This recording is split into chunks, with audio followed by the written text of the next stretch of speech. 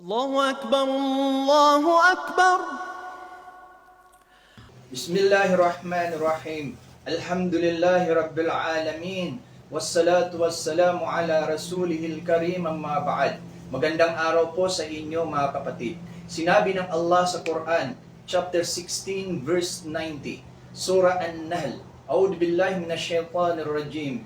Inna Allah ya'muru bil 'adli wal ihsani wa ita'i dhil qurba wa yanha 'anil fahsai wal munkari wal baghi ya'idukum la'allakum tadhakkarun.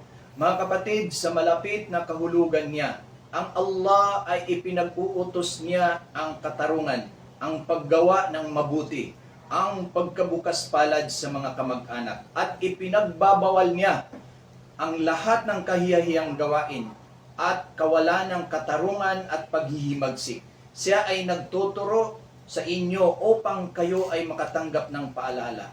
Mga kapatid, bilang lingkod bayan, tayo po ay magtulungan at magkaisa na manatili ang katarungan sa bawat komunidad, pamilya at sa mga trabaho natin. Dalasan po natin ang paggawa ng mabubuting gawain at sana wag maging madamot sa mga kamag-anak natin dahil ang lahat ay nagbabago at nawawala.